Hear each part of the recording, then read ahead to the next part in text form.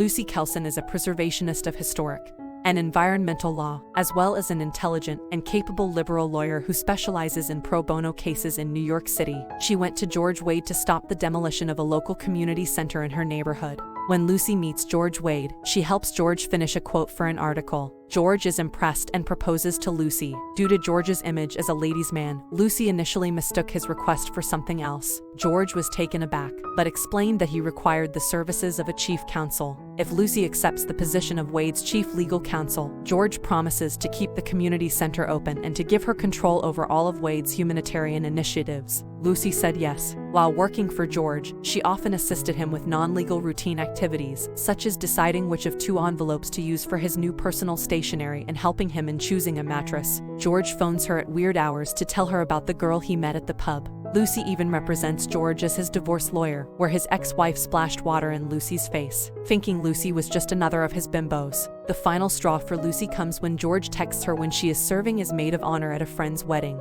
He says, "Emergency, S.P. George." Lucy believed it was an emergency and raced out of the church. When she reached his apartment, she discovered that his emergency is that he has to judge the Miss New York pageant in an hour and has no idea what to wear. Lucy is horrified to discover George called her out of a wedding to pick out a suit. Lucy was furious, but she still chose clothes for him. Lucy tells George that in this particular situation, as opposed to prior ones, calling her when he had a bad dream or interrupting her lady doctor appointment does not qualify as an emergency. She is fed up and tells George she is quitting. Lucy describes George's bad impact on her life and why she can't work with him any longer. George eventually agrees to let her go, but only if she finds a replacement. Lucy thanks George and hugs him. Lucy and George conduct the first interview for Lucy's replacement. The interviewee, a larger lady, is congratulated by George on being pregnant, but she is not. After the interview, Lucy and George eat lunch together. George asks that Lucy handle the interviews without him in the future. George tells Lucy that it must be a woman since Howard will be irritated.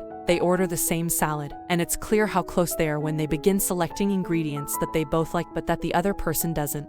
The following morning, Lucy conducts an interview with June, a different replacement. George Wade enters the room as June adds that she found one of his quotes to be inspiring. George and Lucy suddenly need to respond to a call from the zoning commission, so Lucy informs June that they need to schedule a real interview for tomorrow. George offers to finish the interview rather than attending the meeting. Given that June is so appealing, Lucy is feeling uneasy about George trying to wrap up the interview. Lucy purposefully questioned George about whether they were still coming to the Mets that night as she was fidgeting with her hair. George didn't respond to her, though, as he was preoccupied with talking to June. George and Lucy have arrived at the Mets game that evening. Lucy asks George about his opinion of June and George says he likes her. George also says that he invited June to the office tennis outing. During the office tennis outing, George and June are competing in a doubles match against Lucy and Norman. June and Lucy appear to be especially competitive with one another. Eventually, June makes an overhead shot that strikes Lucy square in the head. Lucy eats a lot while she observes George and June looking too friendly on the side of the courts. It appears that she was a little envious of their intimacy. Lucy begins to experience stomach discomfort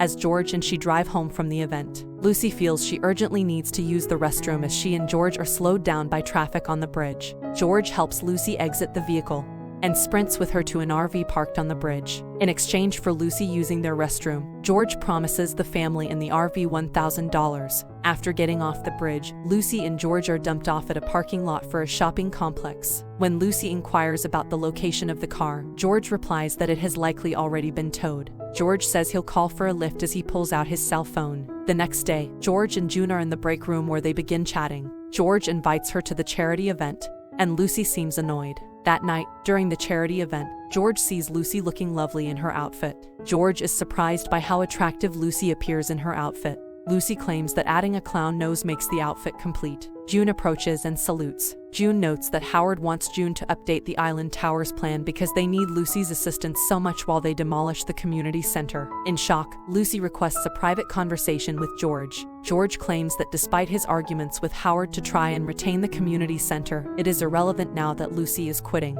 Lucy said she is disappointed in him for not making an effort to be the person he could be. Although Lucy storms out, she makes up her mind to visit George so they can wrap up their discussion. June enters the room from the kitchen wearing only a slip and a bra. Then George emerges and pauses when he sees Lucy. In response to George's claim that they are merely playing chess, Lucy says it's okay. This made Lucy sad, and she finally realized that she has feelings for George. A farewell celebration for Lucy is held the following day at the workplace. June comes to say goodbye to Lucy and offers her apologies for the previous evening. Lucy chuckles when June makes a joke about her stealing the company's stapler. As a result, the two get into a violent conflict, which necessitates separating them. Lucy is led into a different room by George. Lucy continuously asks George whether he still intends to demolish the community center as George tries to explain the issue to her. When Howard calls for George, the two stop their argument. Lucy returned to her parents' home and is working at legal aid the next day. It was the groundbreaking ceremony day, and George was reading his speech when he realized how much Lucy has impacted him.